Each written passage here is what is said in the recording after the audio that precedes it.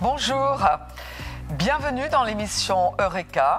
Je suis Marie-Hélène Moulin, le pasteur de Ecclésia 21 à Nice. Et aujourd'hui, nous allons voir comment être sûr que nous sommes sauvés. Vous savez, en tant que pasteur, je rencontre beaucoup de gens qui doutent de leur salut. Ou alors, par exemple, quand je lance un appel au salut à la fin d'un culte, à la fin d'une réunion, je vois des chrétiens qui sont déjà sauvés parce que ils ont affirmé leur foi, ils ont un jour exercé leur foi pour recevoir le Seigneur. Et malgré cela, quand je fais l'appel, ils reviennent. Et puis, quelquefois, ils reviennent une fois, deux fois, etc. Bien sûr, on leur explique, mais ça veut dire que quelque part, il y a un doute qu'ils ont reçu le salut, qu'ils sont sauvés, qu'ils ont reçu le pardon de leurs péchés. La Bible, elle est claire. C'est vraiment écrit noir sur blanc. Et c'est horrible de douter. Parce que ce n'est pas simplement de douter du salut, c'est de douter de l'amour que Dieu nous porte. Or, les Écritures nous donnent, vous savez, cette affirmation. L'évangile, l'épître de Jean, plutôt la première épître de Jean, vous pourriez compter le nombre de fois où le verbe « savoir » est utilisé. Dieu veut que vous sachiez avec certitude, que jamais plus le diable puisse vous faire douter que Dieu vous aime ou que vous êtes sauvé. Alors, je vous propose de lire certaines écritures ensemble dans 1 Jean chapitre 5, versets 12 à 13. Il est écrit « Celui qui a le Fils a la vie ». On parle du Fils, on parle de Jésus-Christ. De l'avoir comment ? De l'avoir comme sauveur, à la vie laquelle on pourrait dire mais je suis vivant. Non, il existe une autre qualité de vie qui justement ne vient que par le Fils, qui n'est pas sur terre, elle n'est pas humaine, une qualité de vie qui s'appelle la vie éternelle, qui est la nature même de Dieu. Il est dit celui qui a le Fils a la vie, et c'est très simple, celui qui n'a pas le Fils n'a pas la vie, n'a pas cette qualité de vie en lui. Donc déjà, nous pouvons comprendre qu'il y a l'assurance se trouve dans le fait d'avoir la vie. Et on peut se permettre de douter si on n'a jamais accepté Jésus-Christ comme Seigneur. Si on l'a accepté, en revanche, bien, rejetons tout doute. Opposons-nous à toute incertitude en disant « c'est écrit ». Celui qui a le Fils a la vie. J'ai le Fils, donc j'ai la vie. La vie éternelle ne se ressent pas forcément. Quelquefois, on se sent près de Dieu, on a la conscience de Dieu, et c'est absolument magnifique. Quelquefois, on sent cette foi, on déplacerait les montagnes, et puis d'autres fois, ça n'est pas le cas. Et donc, face à ce manque d'émotion, eh bien, on se rabat sur les Écritures, qui sont notre certitude. Celui qui a le Fils a la vie. C'est aussi simple que cela. Et donc l'apôtre Jean continue en disant « Je vous ai écrit ces choses afin que vous sachiez que vous avez la vie éternelle, vous qui croyez au nom de Fils de Dieu. » Alors ça ne peut pas être plus clair que cela, c'est écrit.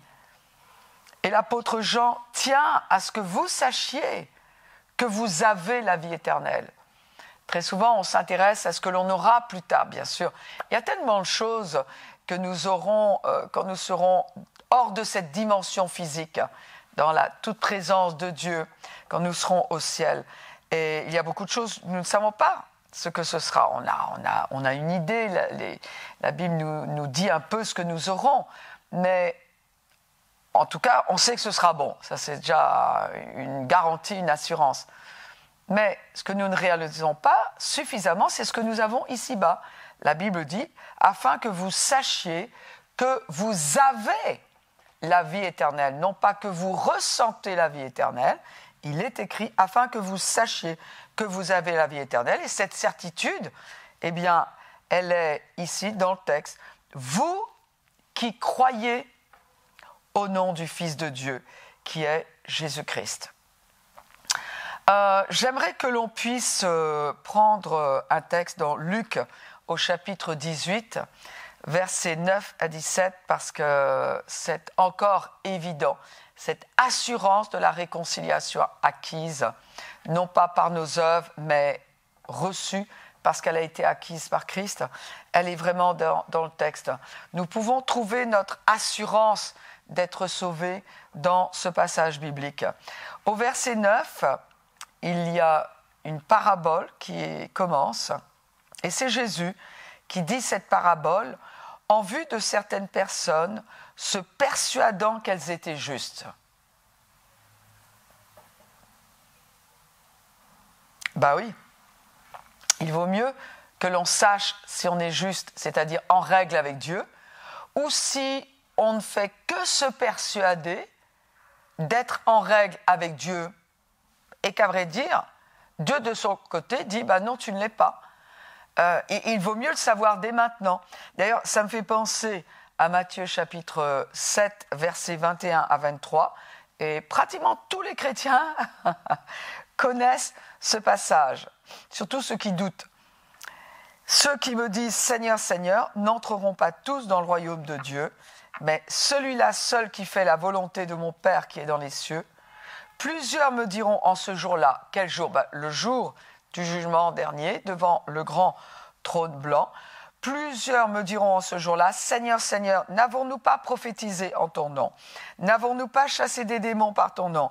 N'avons-nous pas fait beaucoup de miracles par ton nom ?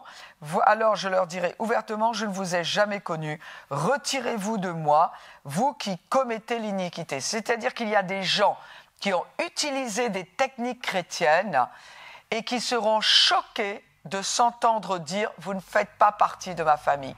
Pourquoi ? Parce qu'ils se sont intéressés aux techniques, mais n'ont jamais fait la volonté de Dieu, qui est quoi ? De connaître le Seigneur Jésus de manière intime, de le connaître en tant que notre Seigneur et Sauveur, c'est-à-dire d'avoir expérimenté le salut, le fait d'être sauvé des péchés, d'avoir expérimenté le pardon, d'avoir expérimenté par voie de conséquence, bien la seigneurie, d'avoir accueilli la seigneurie de Jésus-Christ dans notre vie. C'est-à-dire que ces gens se sont concentrés sur les œuvres.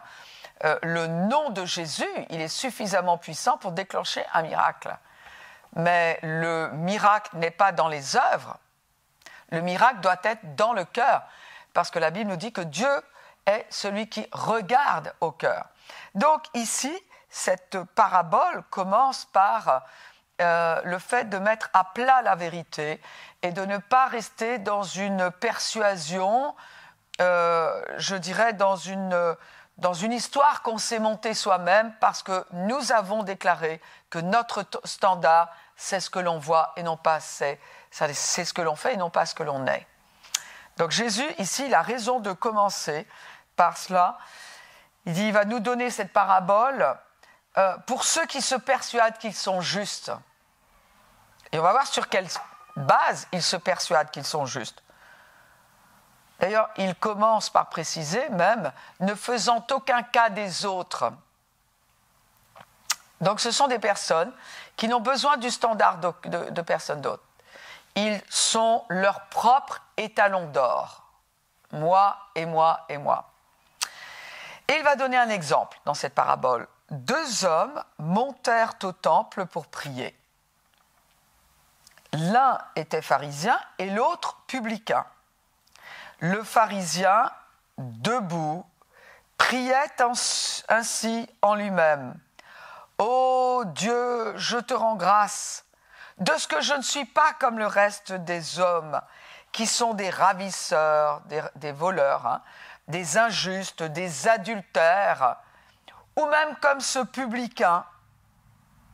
Je jeûne 2 fois la semaine, je donne la dîme de tous mes revenus. » Le publicain, se tenant à distance, n'osait même pas lever les yeux au ciel, mais il se frappait la poitrine en disant « Ô Dieu, sois apaisé envers moi, qui suis un pécheur. » Jésus reprend la parole et dit « Je vous le dis, celui-ci, descendit dans sa maison justifié plutôt que l'autre, Car quiconque s'élève sera abaissé, celui qui s'abaisse sera élevé. Et on lui amena aussi les petits-enfants, afin qu'il les touchât. Mais les disciples, voyant cela, reprenaient ceux qui les amenaient, souvent les parents d'ailleurs. Et Jésus les appela en disant, mais laissez venir à moi les petits-enfants, ne les en empêchez pas, car le royaume de Dieu est pour ceux qui leur ressemblent. Je vous le dis en vérité, quiconque ne recevra pas le royaume de Dieu comme un petit enfant n'y rentrera point. Alors ici, waouh, le Seigneur est en train de donner une leçon afin que nous ayons l'assurance que nous soyons sauvés. C'est-à-dire que c'est une assurance qui est basée sur ses dires et non pas sur nos propres dires. Nos propres dires nous amèneraient à nous persuader que nous sommes justes, tandis que si nous nous fions aux paroles de Jésus, nous savons que nous suivons la vérité et par conséquent, nous pouvons avoir l'assurance d'être sauvés parce que nous sommes sauvés en fonction de ses dires, en fonction de ses paroles, en fonction de sa connaissance. Et il y a ici un pharisien et un publicain. Deux genres de personnes. Deux personnes qui montent au temple. Vous voyez qu'on peut rencontrer vraiment des personnes différentes dans des lieux de prière, dans des lieux religieux. Il y a un pharisien. Un pharisien, c'était quelqu'un c'était un religieux qui faisait partie d'une secte religieuse du judaïsme, une secte qui fondait toutes ses croyances sur les œuvres. Et d'ailleurs, le mot pharisien vient d'un mot hébreu qui veut dire séparé. Nous ne sommes pas comme les autres. D'ailleurs, il le dit très clairement. Nous faisons bien. Nous savons. Nous avons lu. Nous prions. Nous donnons. Et il veut tellement... il s'estime tellement juste qu'il établit une échelle de comparaison. Et il va se comparer à quelqu'un qui est lui aussi en train de prier dans le temple. Non, mais c'est énorme. Pendant qu'il est en train de s'adresser au Dieu éternel, il est en train de se comparer à quelqu'un, et évidemment, c'est lui qui est le meilleur des deux. Non mais, c'est énorme. C'est énorme de s'approcher de Dieu qui connaît tout, qui voit tout, et d'oser avoir les yeux sur quelqu'un d'autre pendant qu'on est en train de prier. Je me demande si ça arrive dans les églises, ça. On est plus préoccupé par les apparences d'un autre ou la réputation d'un autre, qui est souvent une réputation de péché. Pendant qu'on est en train de louer le Seigneur, on pense à quelqu'un d'autre et on dit comment ça c'est que lui soit ici? Attention, attention, Dieu est omniscient, Dieu sait tout, Dieu connaît tout, on ne lui raconte pas de bobards. Et ici, ce pharisien-là, il est en train de prier. La Bible dit qu'il est en train de prier. Mais à vrai dire, sa prière n'est pas des mots qu'il adresse à Dieu. C'est un jugement qu'il prononce sur lui-même. « Ô Dieu, je te rends grâce. » Alors on se dit « Waouh !» Non, je te rends grâce de ce que je ne suis pas comme le reste des hommes. Voleur, injuste, adultère. Alors, il est en train de dire « je n'ai jamais volé personne ». Tu sais, par exemple, la caissière te rend la monnaie dans le supermarché et la monnaie n'est pas juste. Si on ne lui dit pas « vous savez madame, vous êtes trompée », on la vole. Ne pas déclarer quelque chose sur notre déclaration d'impôt, on vole. Et ce pharisien est en train de dire « je n'ai jamais volé ». Moi, je ne sais pas si on peut dire « je n'ai jamais volé ». Moi, je ne pourrais pas le dire, parce qu'à un moment, je suis sûr que j'ai volé d'une manière ou d'une autre. Il dit, je ne suis pas comme les autres qui sont injustes. Moi, j'ai déjà été injuste dans ma vie. J'ai déjà été injuste vis-à-vis de personnes, parce que, par exemple, il m'est arrivé de ne pas tout connaître de la situation et d'avoir une opinion qui était injuste. Mais bien sûr qu'on a tous été injustes. Adultère, non, je n'ai pas été adultère. Et il est en train de se juger par rapport à lui-même. Il est en train de se juger sur ses propres œuvres, ne se rendant pas compte que la Bible dit que nos œuvres vis-à-vis d'un Dieu saint sont comme un vêtement souillé. Et puis, le pire du pire, c'est qu'il va juger quelqu'un. Et il sait ce qu'il est en train de dire. Parce qu'il se trouve que ce publicain-là était l'équivalent d'un inspecteur d'impôts. Il se trouvait, c'était des juifs souvent, qui travaillaient pour le gouvernement romain, qui se trouvaient à des postes de contrôle financier. Ils pouvaient même se trouver à des péages, ce qu'on pourrait considérer comme à la frontière. Et puis là, tous ceux qui vont rentrer vont payer des impôts. Et quand les gens venaient pour payer des impôts, eh bien, s'ils devaient peut-être une taxe, 150 € de taxe, ils disaient non, tu me dois 170. Ouais, mais non, c'est 150 €, je connais mes droits, c'est 150 €. Je te dis que tu me donnes 170. Pourquoi ? Parce qu'ils mettaient 20%, 20 € dans la poche. Oui, mais si l'autre insistait, eh bien, tu ne rentres pas. Voilà. Tu ne rentres pas, ou alors carrément, si tu insistes, ça va être 300 €. Et tu sais que tu vas être obligé, parce que sinon, tu seras redevable au gouvernement romain, qui va venir te chercher à la maison, les huissiers, patin couffin. Donc, les publicains, eux, ils étaient connus pour être des voleurs. D'ailleurs, c'est tellement vrai que vous vous rappelez l'histoire de Zachée, cet homme-là qui a entendu parler de Jésus. Lui aussi, c'était un collecteur d'impôts, il travaillait au péage. C'est ce que nous a dit Matthieu également, c'en était un. Et ils avaient une mauvaise réputation, et ils étaient détestés, surtout par la population juive, parce que souvent, c'était un des leurs. Et cet homme-là, il croule sous la culpabilité. Et il sait qu'il ne mérite pas la miséricorde. C'est-à-dire qu'il ne mérite pas le pardon. Il ne mérite pas le châtiment pour ses péchés. Mais il en a besoin, parce qu'il est empêtré dans ses péchés. Il a volé le gouvernement romain, il a volé les Romains, il est détesté, il est isolé, et il n'en peut plus de cette vie-là. Alors il vient avec humilité, il se tient dans la présence de Dieu. Il n'est pas en train de penser à ce pharisien, il n'est pas en train de penser à tous ceux qui sont en train d'adorer le Seigneur avec lui, ou de prier, il n'est pas là. Il n'est pas là pour les autres, il est là pour lui. Et la Bible dit, il n'osait même pas lever les yeux au ciel. Ça, c'est la posture de quelqu'un qui est dans l'humilité. Il n'est pas dans le mérite, celui-là. Et il se frappait la poitrine en disant « Oh Dieu, sois apaisé ». Et vous savez, en tant que juif, il sait exactement ce qu'il est en train de dire. C'est qu'il mérite la colère. Il mérite la colère d'un Dieu juste. Mais s'il a subi la colère, il sait qu'il sera séparé d'avec Dieu pour l'éternité et que c'est une sentence qui est juste. Il dit « Sois apaisé envers moi ». Il sait aussi, en tant que juif, ce que cela veut dire d'apaiser un Dieu juste. Ben, c'est le sacrifice d'un animal, c'est le sacrifice d'un animal innocent. Et il sait qu'il croule tellement sous les péchés qu'il est en train de se demander quel est le prix du sang. Est-ce qu'un animal innocent qui paierait pour moi, qui sacrifierait sa vie pour moi serait suffisant tellement j'ai péché? Vous savez, le premier point pour être sûr que l'on est sauvé, c'est un jour s'être retrouvé réellement pécheur avec le fait de mériter un châtiment, de mériter de subir la punition. Ça commence par là. Vous savez, quelqu'un qui dit « Ouais, moi Jésus, bon, après tout, je ne suis pas si mauvais que cela. » C'est pas comme ça qu'on commence. On commence mal.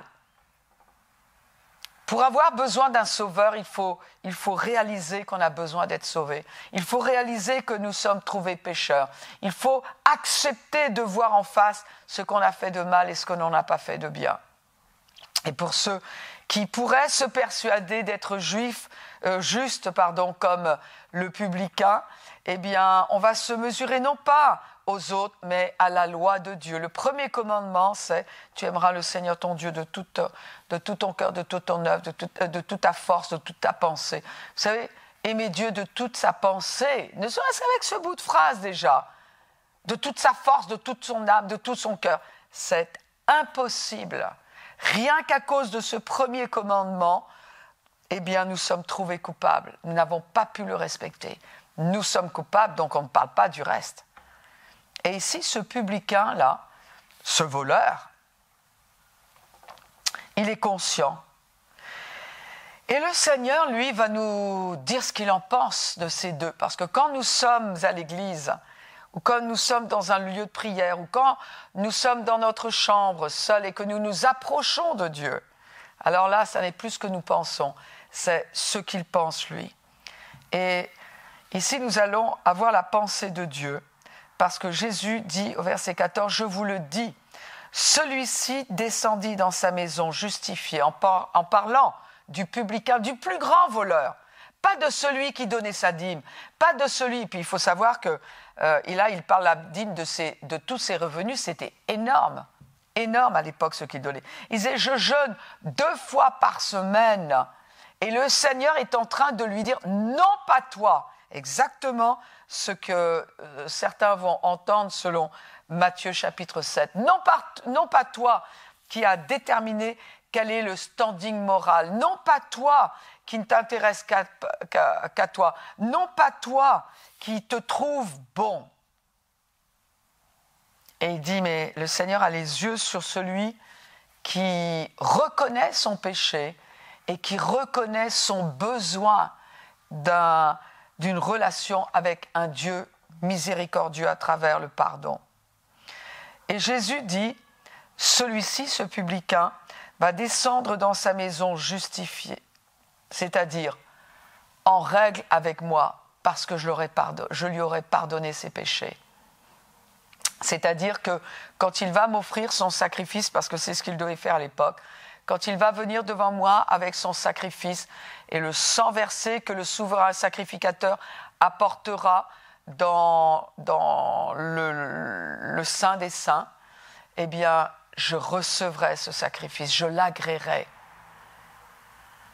Et il dit, celui-là, parce qu'il s'est abaissé, il sera élevé. C'est-à-dire, lui se sera abaissé, mais moi, je l'aurai élevé. Tandis que l'autre, celui qui se sera élevé, je l'abaisserai, ou plutôt, je le maintiendrai dans un statut de rejet. Parce que le plus grand, le plus bas, c'est être rejeté par Dieu. Alors, ici, la Bible nous dit, eh bien, dans Romains chapitre 10, versets 9 à 10, si tu confesses de ta bouche le Seigneur Jésus, c'est pas si tu bénis ton repas à table parce que tu as été habitué à vivre dans une famille chrétienne. Non. Ça, c'est bien, mais ça n'est pas ce qui t'ouvre la porte du ciel. C'est pas le bénédicité qui t'ouvre la porte du ciel. C'est si tu confesses de ta bouche le Seigneur Jésus. Si tu crois dans ton cœur que Dieu l'a ressuscité des morts, tu seras sauvé. Donc, 1, comment être sûr qu'on est sauvé? Parce qu'on s'est déclaré pécheur. 2, on déclare que le salut est en Jésus.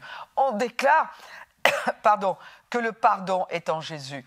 On déclare que la vie éternelle est en Jésus, de notre bouche, parce qu'on le croit dans notre cœur. Éphésiens chapitre 2, versets 8 à 10 dit « C'est par la grâce que vous êtes sauvés », c'est-à-dire par le don gratuit de Dieu. Et il est ajouté « par le moyen de la foi », c'est-à-dire Dieu donne le salut, mais toi tu dois croire. Et quand tu crois, tu l'articules verbalement, tu dois le dire de ta bouche, parce que c'est ta position que tu affirmes. Et il dit, donc c'est par la grâce que vous êtes sauvés par le moyen de la foi, et cela ne vient pas de vous, c'est le don de Dieu. Ce n'est point par les œuvres, aucune de tes œuvres n'entre en ligne de compte, aucune de tes œuvres. Dieu ne va pas peser tes œuvres, dire « oh, c'est assez », non. Parce que ce sont les œuvres de Jésus à la croix. C'est ce qu'il a fait, lui, à la croix qui compte dans ton salut. Pourquoi? Parce que pour tes œuvres à toi qui ne sont pas bonnes, elles sont effacées, elles sont pardonnées. Dieu va t'accepter sur la base des œuvres de Jésus, pas sur la tienne. Et d'ailleurs, il est dit, pourquoi pas en fonction des tiennes, afin que personne ne se glorifie. Tu ne pourras pas te présenter comme ce publicain devant Dieu au jour du jugement dernier, en disant « Oh, regarde ce que j'ai fait. Parce que le Seigneur te dira, je ne t'ai jamais connu. En revanche, si en toute humilité, tu viens devant Dieu, maintenant, parce qu'au jour du jugement dernier, ce sera trop tard, maintenant, où tu es, peut-être que tu es en train de m'entendre dans ta voiture, dans ta cuisine, j'espère pas au travail, pendant ta pause au déjeuner, et que tu dis, oh là là, mais bien sûr que j'ai besoin d'être sauvé, bien sûr que j'ai besoin d'être pardonné. Alors à ce moment-là, eh bien, fais cette prière à Dieu. Dire, mon Dieu, je reçois le don du salut maintenant, je reçois le pardon de mes péchés maintenant, et j'accepte Jésus comme celui qui me sauve. Et la Bible nous dit que sur la base de ce que tu viens de faire, de dire maintenant, qui est écrit, c'est écrit, celui qui a le Fils a la vie. Eh bien, tu es sauvé. Et tu peux le dire, merci mon Dieu, parce que tu m'as sauvé. Je suis désormais ton enfant. Ma vie éternelle, elle est garantie, elle est assurée. Je la passerai près de toi. Mais ça, c'est magnifique. C'est magnifique. Écoutez, je ne vous garde pas plus longtemps. Mais si vous avez fait cette démarche-là, eh bien, faites-le nous savoir. Écrivez à ek21.org. Je serais vraiment ravie d'avoir de vos nouvelles. Et dites-nous ce que vous avez vécu. Maintenant, si vous avez déjà fait cette prière, si vous avez déjà fait cette démarche, alors vous savez que vous avez. Nous avons lu les Écritures. Vous êtes sauvés. Arrêtez de douter. Croyez que Dieu a fait sa part, vous avez fait votre part, il a fait sa part. Ça y est, c'est réglé, c'est terminé. Peu importe si vous vous levez demain matin, vous ne vous sentez pas sauvé, il n'est pas question de sentiment. C'est légal ce qui s'est passé. Et devant la cour de justice du ciel, c'est fait. Alors, vous avez appris quelque chose, vous avez été encouragé. Aimez cela. Appuyez sur le pouce et partagez cette vidéo. Donnez-nous de vos nouvelles au k21.org. Et je vous dis à très bientôt. Que Dieu vous bénisse.